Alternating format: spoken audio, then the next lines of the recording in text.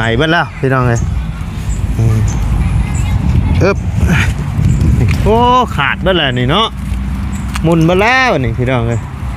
นี่สองใบซ่อนกันแล้วพี่น้องเลยกลัวบ่เอามาพี่สบายดีเด้อสบายดีมาแต่ใช้นี่มาแต่ให้เด้อขออนุญาตขึ้นนั่งน้ำนี่เด้อเฮ็ดได้จักเดือนแล้วเฮือนหลังนี่แล้วเดือนปลายแล้วเดือนปลายตะกี้อยู่ใช้ฉะเฮ็ดเฮือนนี่ยับมาอยู่ใกล้ๆกันนี่ก็ได้มัน5 เดือน 7 เดือนแล้ว5 เดือน 7 เดือนตะกี้เจ้าอยู่ใช้ฉะอยู่น้ำพ่อแม่โดยเป็นอะไรคือจังได้ใหญ่ออกมาหลายคนก็เดินใหญ่มาอยู่นี่แต่หากเขาได้จะต่างอยู่หากเขาบวกุ้มกันกินก็เลยใหญ่ออกมาครอบครัวต่างเนาะโดยนี่แหละพี่น้องเพื่อนชานเพิ่นกันเนาะโอ้ฝนตกมานี่หอบมองนั่นมองนี่ได้นี่เนาะไปชนอยู่พุ่นได้เนาะเจ้าชื่อว่าจังไหนเจ้าเคเว่นชื่อเท่ใช่ปะ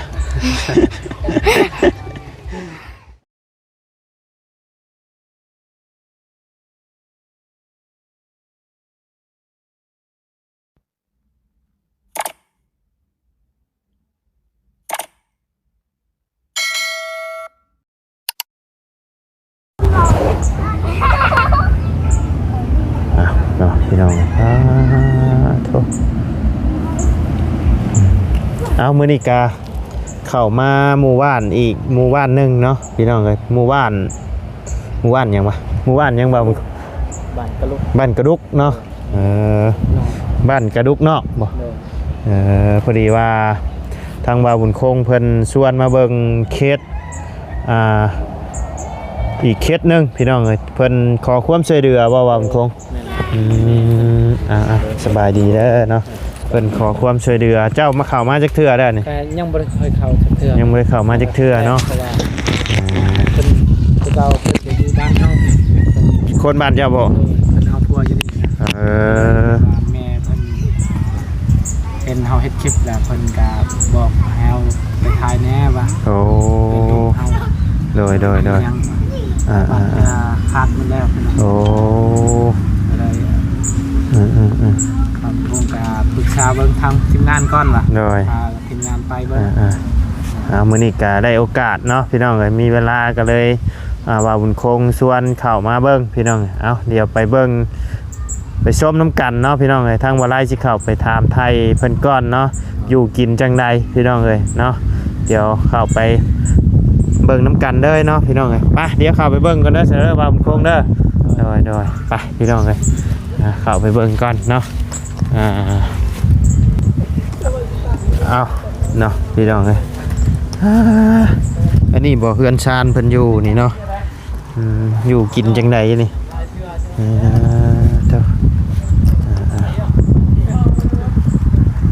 สบายดีเด้อ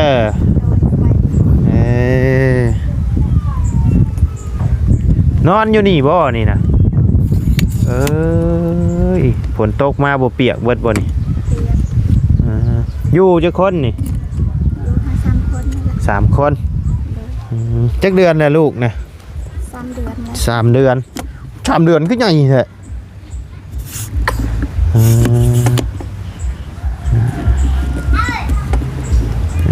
แป๊บนึงพี่น้องเดี๋ยวว่าไล่เก็บนี่ก่อนข้าวนึงเนาะพอดีว่าทั้ง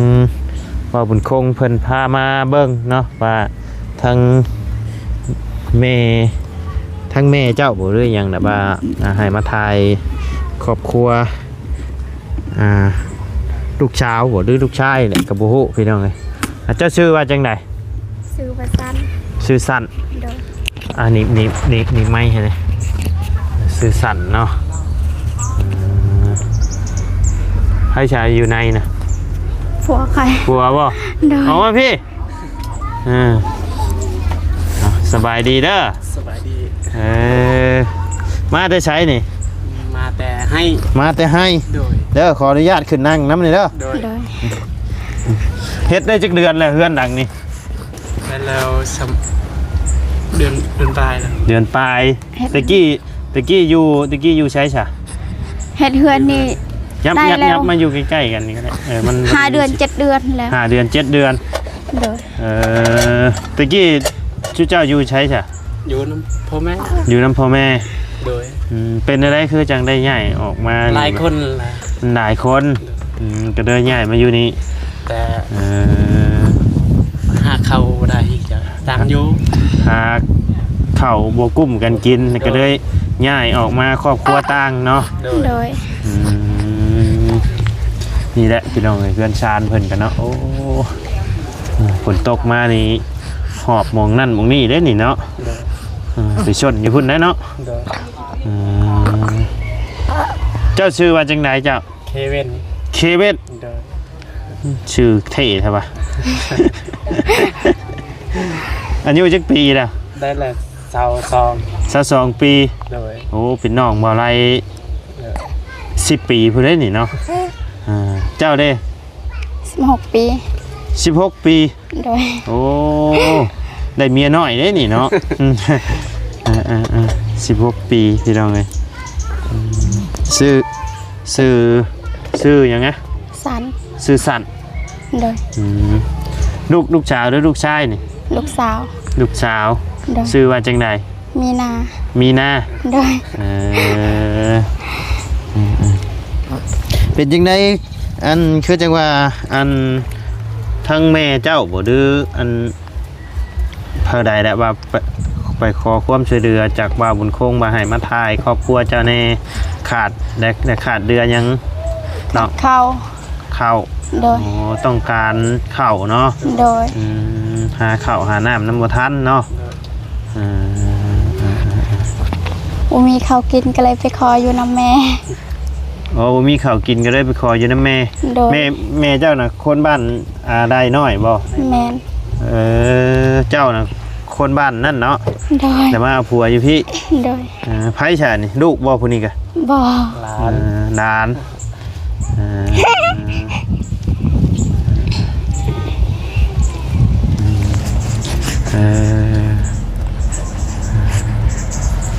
ได้ลูกนะได้อยู่นี่บ่ โดย 3 เดือนใหญ่อยู่ดีเนาะกินข้าวกล้องบ่ บ่ กินข้าวย งามเอง โดย ำยำเองขี้ได้กระโตไว้เนาะ3 เดือนพี่น้องฝนตกมานี่ก็พาลูกอันอยู่นี่ได้นี่เนาะเพื่อนไผฉดังนี่นะ เพื่อนเอ่ยคอย เพื่อนเอื้อยเจ้า ได้ นี่กระดังน้อยๆเนาะอันนี้ก็มีคนอยู่บ่ดังน้อยตัวนี้ก็ ลังแม่ เพื่อนหลังแม่เจ้าเฮ็ดเวียกเฮ็ดงานยังแต่ละมื้อนะบ่าว ย่าง กรีดยาง ย่างเวียด กรีดยางเบียดได้มื้อเท่าใด เดือนหนึ่งประมาณล้านหนึ่งนี่แหละ เดือนละล้าน บางเทือก็คิดบางเทือก็บ่คิด โอ้ ฝนตกนี่ ฝนตกนี่แม่นบ่ได้กรีดเนาะ โดยแต่หาซื้อข้าวกินนี่แหละ เพราะว่าเมียกับข้าลูกน้อยเนาะ โดย ไปหาเฮ็ดอยู่ผู้เดียว โดย อืม เดียว อันนี้หาสิมาแต่สวนบ่นี่ โดย ไปเฮ็ดหยังอยู่สวน ไปเสียยา เสียหญ้าเสียหญ้ารับจ้างบ่ บ่ยาเอง เสียหญ้าเอง โดย เสียหญ้าข้าวบ่หรือหญ้ามัน ยาเข้า ข้าวได้ปีละจักช็อปเฮ็ดให้ กำลังเฮ็ด กำลังเฮ็ดปีนี้ ปีนี้นะ ปีแต่เก่านะเฮ็ดกับพ่อกับแม่บ่ โดย อยู่เฮือนพ่อเฮือนแม่ก็บ่ได้กุ้มอยู่กุ้มกินบ่ข้าวน้ำ มีมี แต่มันบ่หลายบ่ โดย คือว่าแล้วมีครอบมีครัวแล้วก็อยากแยกออกมาอยู่ต่างเนาะ โดย คืออยู่พี่เนี่ยคันมีครอบมีครัวเนี่ยเพิ่นให้ย้ายออกเนาะ โดย ออกมาอยู่ต่างพี่น้องปลูกเองบ่นี่ โด โดยผู้เอง ปลูกเองหาคนมาแล้วพี่น้องเลยเอ๊บบานอยู่ยังไงไปเขาอยู่ไหนคนเอาพาลูกเขาอยู่ไหนคนเอ๊บคนมาแล้วพี่น้องเลยบัดนี้ ธรรมดา โอ้ อาชีพเปลี่ย เรีย น นชานเพิ่นเนาะขาดเบิ่แล้วนี่ไปเบิ่แล้วพี่น้องเลย สองเธอซื้อแล้ว สองเธอชื่อละอ้าวไผ่กระจุอยู่นี่บ่นี่นะบ่ใหม่บ่ อ๋อ พอดีได้น้ำหนาวนี่จุไผ่ผิงเลยเนาะ โดย นอนอุ่นที่ชุยเด่นให้นะเนาะโอ้คนมานี่พระเปียกบ่ได้นี่เนาะ โดยจริง เนาะอยู่อันนี้ตรงพลบ่ โดยตรงพ้น เนาะพี่น้องไงแต่ดี ยามพ้นแห้งมันเปียกหมด ยำพลแห้งเปียกเบิดเนาะ โดย จุอยู่นี่บ่ยันมันใหม่บ่บ่ยันมันใหม่เฮือนบ่ บ่ไม้ บ่ใหม่ โดยเฮ็ดกินแรกก็มอด ได้กินแล้วก็มอด โดย คือว่าแล้วสิเฮ็ดอยู่รุมบัดฝนมันตกเนาะ โดย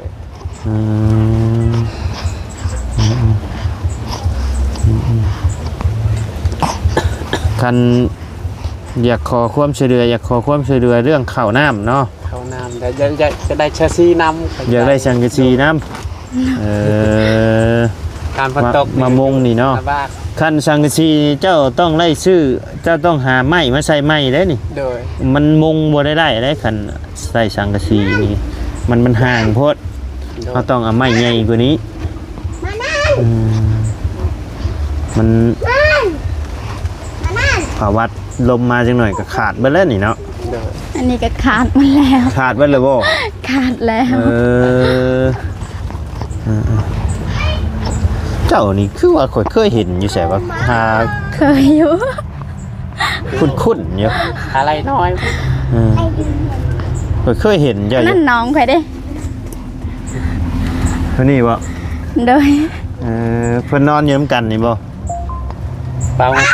น้องเปล่าน อนอยู่น้ำกันบ่ โดย ข่อยคุ้นๆอยู่เจ้านี่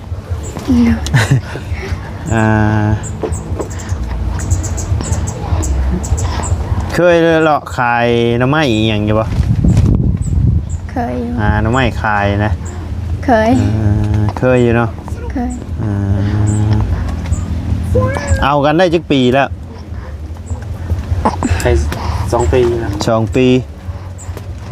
2 ปีนี่แหละ 2 ปีนี้แล้วเนาะ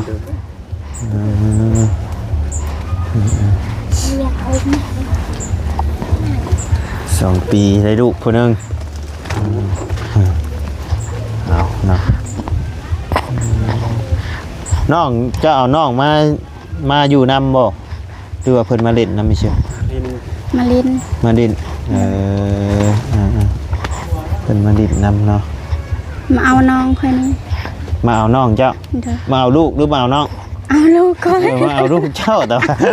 โอ้ยนะโมเมนต์น้องได้ลูกได้น่ะ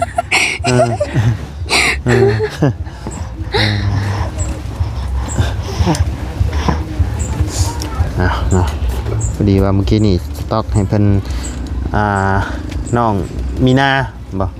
แม่นบ่ชื่อเพิ่นมีนาเนาะ เด้อ กินนมให้เพิ่นนอนพี่น้องเอ้ยเอ้ยเนาะ ไป มุ่งกับบ่มีบ่ บ่มี บ่มีหยังเลยโอ้มีพัดลมหน่วยหนึงยุงบ่ครบปะโทบ่ยามมื้อคืน จูดเอา จูดยากันยุง โดย อ๋อเล็กน้อยหั่นแหละมันสิแพ้ยากันยุงนอนอวยหัวไปทางใดนี่อวยหัวไปพุ่น โดย เอาเพิ่นนอนกัน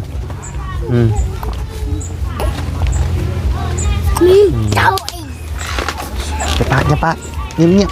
ๆพากันลงเด่นอยู่รุมกันไปพากันลงเด่นอยู่รุมกันเด้อไป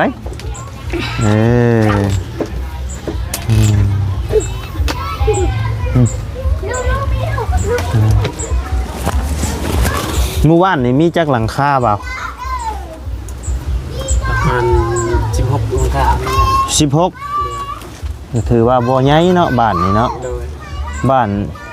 กระดุกนอกบ่นี่นะ ลูกทาง กระดุกทางเออ แกนทาง กระดุกแคมทางบัดบ้านกระดุกในได้ใช่เฮาเข้าไปนี่ก็ได้บ่ โดย เออ สามกระลุก 3มี3กระลุกมีกระดุกหยังแน่ กระลุกไม้ กระลุกไม้ กระลุกเก่าก ระลุกเก่าก ระลุกแกนทาง กระลุกแคมทาง โดย กระลุกไม้น่ะอยู่ในชุดโม โดย กระลุกเก่าน่ะอยู่กลาง โดย กระลุกแคมทางนี่คือตัวนี้เนาะ โดย เออ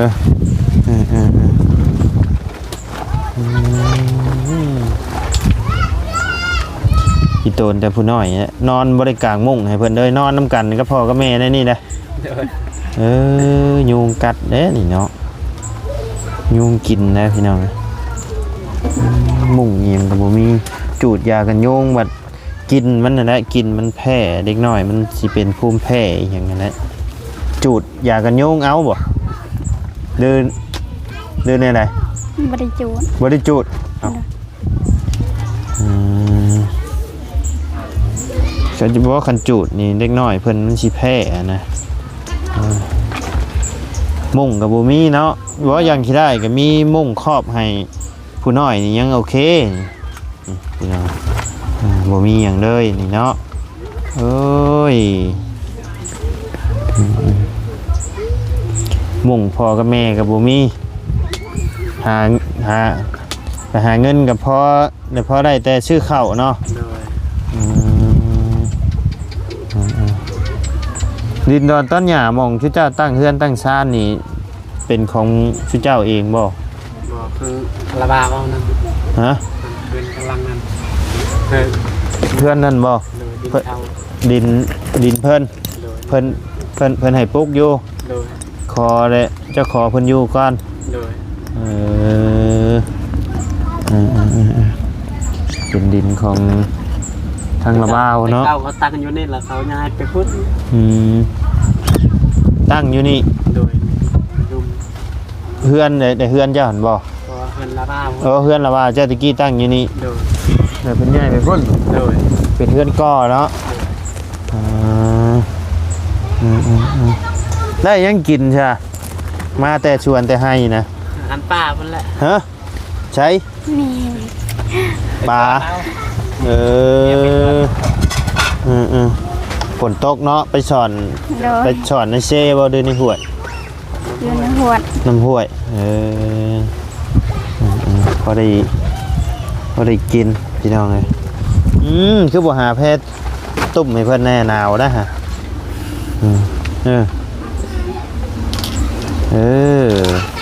หาผ่าตุ่มให้เพิ่นแน่อึ๊บปูลงพ่อกับแม่นอนในที่นอนน้อยๆนี่บ่ลูกกับพ่อกับแม่กะนอนนำกันนี่แหละเนาะมันจังอบอุ่นเนาะนอนเอียงข้างกอดเอากันนี่แหละพี่น้อง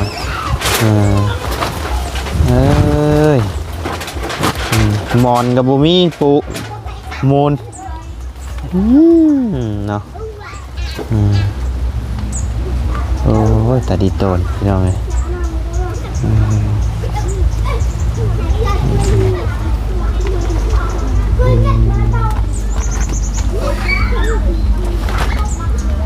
ขาวเนาะ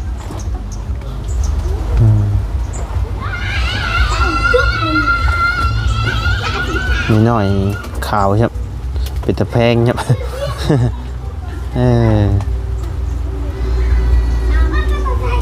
ยามมื้อคืนให้อยู่บ่ บ่ บ่ให้เนาะสบายใครอยู่แล้วเพิ่นบ่ให้บ่ห้องแล้วมีเงินก็ไปซื้อมุ้งครอบมาแล้วให้เพิ่นมันบ่แพงหรอกประมาณ 7-8 ชิปนี่แหละมุ้งครอบยันมุ้งยุงกัดเด้ยุงกินได้เด็กหน่อยเป็นพื้นขึ้นได้พ่อแม่ยังไข่อยู่ได้พ่อแม่เด็กน้อยนี่แหละเป็นไข่มาเนี่ยโอ้ลำบากแท้ได้พี่น้องปากเว้าบ่ได้เจ็บหม่องใดก็บอกบ่ได้เด้เฮาใหญ่แต่ยังไข่เด้ ฝนแห้งนะบัดเบิ่งเด้อพี่น้องเอ้ยมันสิหัวหม่องไหนนี่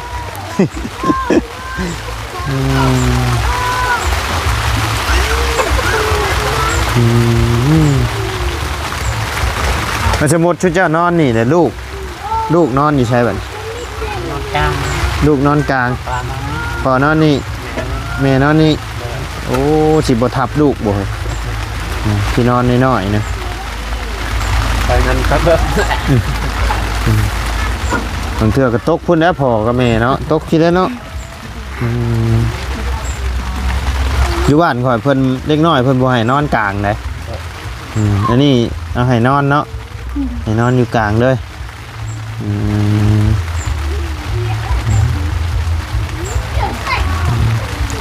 โอ้เจ้าให้น้องเจ้าน่ะมาเอาลูกเจ้าแล้วไปเฮ็ดเวียกนำกันกับผัว โดย จุเจ้าไปน้ำกันหาชิมานี่บ่นี่กะ โดย เอาบัดยามเพิ่นอยากกินนมกินหยังได้ซะ ถึงมือนั้นแหละกิน แสดงว่ากินนมแต่ตอนเช้ากับตอนเที่ยงเนาะ โดย เพิ่นก็ยังคิดได้กระโตไวได้พี่น้องถือว่าโอเคอยู่เนาะเรียกง่ายอยู่ดอกเบิ่งคนนี่บ่ให้บ่ห้องเนาะ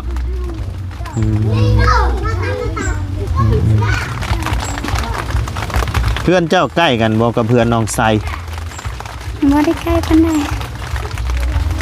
อยู่หม่องไหนวะข่อยว่าไปทั่วเบิดอยู่นะบ้านข่อยเคยถ่ายเจ้าอยู่นี่แม่นบ่ย่างเข้าไปในหม่องไอ้6ป่า66เห็นบ่ แม่ ข่อยเคยถ่ายเจ้าอยู่เทื่อนึงข่อยเจ้าชื่อข่อยบ่ จื้อ ชื่อว่านั่นแหละ ซื้อหัวบ่ไหล ชื่ออยู่นะโอ้ข่อยก็ว่าอยู่ข่อยคุ้นเจ้านี่มื้อนั้นน่ะข่อยไปถ่ายสวรรค์เนาะ โด ส ยว รรค์น่ะเจ้าไปเด่นอยู่หั่นเนาะ โดย แล้วข่อยก็เลยตามไปเบิ่งเฮือนเจ้า โดย ข่อยชื่อแล้วบัดนี้ข่อยยังขะแม่งอยู่ข่อยว่าข่อยชื่อเจ้าอยู่เดี๋ยวนี้มาเอาผัวอยู่พี่เนาะ โดย กับปีประมาณปีปลายเนาะยังบ่ฮอด2ปีแสดงว่าชุเจ้าเอานี่ตอนที่ข่อยถ่ายนะชุเจ้าอยู่เหมือนกันนะบ่ก็ฮอดแล้วเนาะฮอดแล้วประมาณปีประมาณ2ปีอยู่ในประมาณนี้แหละตอนที่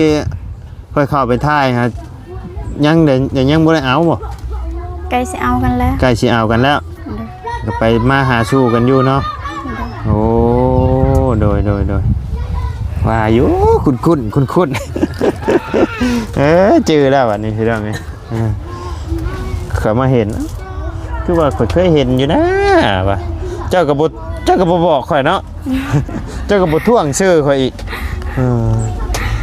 วมปันไปหลายบ้านหลายเมืองน่ะมันจำบ่ได้เลยพี่น้อง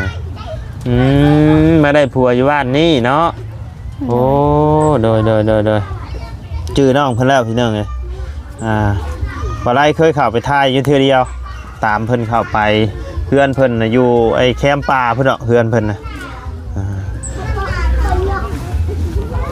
เพื่อนหลังบักใหญ่เนาะ แต่ว่าอันกะคนหลายเนาะอยู่เพื่อนเจ้าเนาะคนหลายบ่จำได้แล้วพี่น้องจำได้แล้วเนาะโอ้เด็กน้อยที่เสียงดังแท้เด็กน้อยเพิ่นเสียงดังพี่น้อง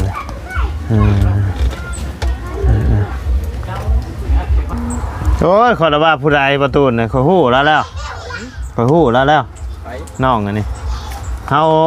เคยไปถ่ายอยู่ ไปน่ะ ขอบใจหลายๆเด้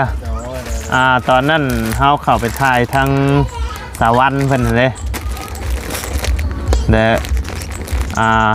ข่อยนำเข้าไปเฮือนเราเทื่อนึง บ่ แม่น จำบ่ได้ หยังว่าข่อยก็คิดเฮิงเติบเฮ้ยเนาะเอามามื้อนี้ก็บ่ได้ชื่อหยังมาฝากเด้อมาเยี่ยมมายามเบิ่งก่อนเนาะว่าเป็นจังใดความเป็นอยู่จังใดเนาะท มีแต่ขนมนี่แหละมาฝากเด้ออ่ะ โดย โดยมื้อหน้ามื้อในสิมาเยี่ยมยามใหม่ ใจเด้อ โดย เออชื่อหยังไงลืมเลย สัน ชื่อสั้นเนาะ โดย อันนี้ เป็น ฮะ เคเป็น เคเว่น โดย มีนา มีนา เคเว่นสั้นโอเคเนาะป้าสามีแต่ว่าทั้งไอ้ายกลับก่อนเด้อบัดนี้เด้อ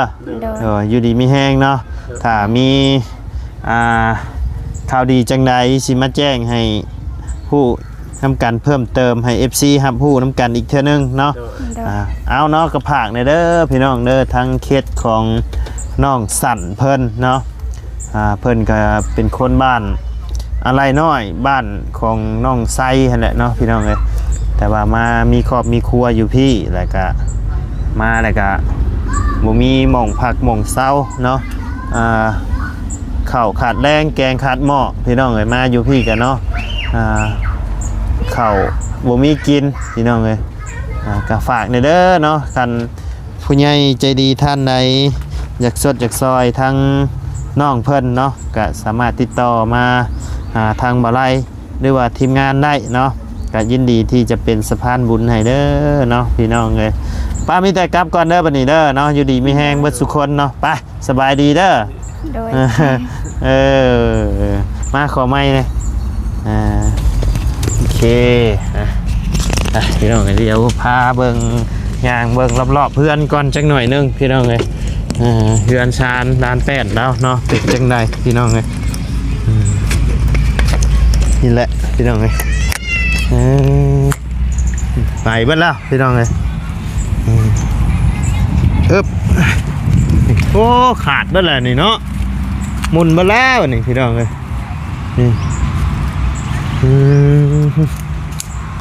ซองไวซ่อนกันแล้วพี่น้องเลยนี่แหละพี่น้องเลยพาเพื่อนซานเพื่อนกันเนาะไม่ก็นี่แหละคือเห็นนี่แหละเนาะไม่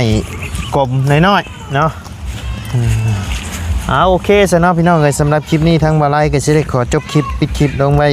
เพียงสำนีกันเด้อพี่น้องเด้อพบเจอกันคลิปหน้าเนาะขอบคุณขอบคุณพ่อแม่พี่น้องและ FC เบิร์ดทุกคนเนาะ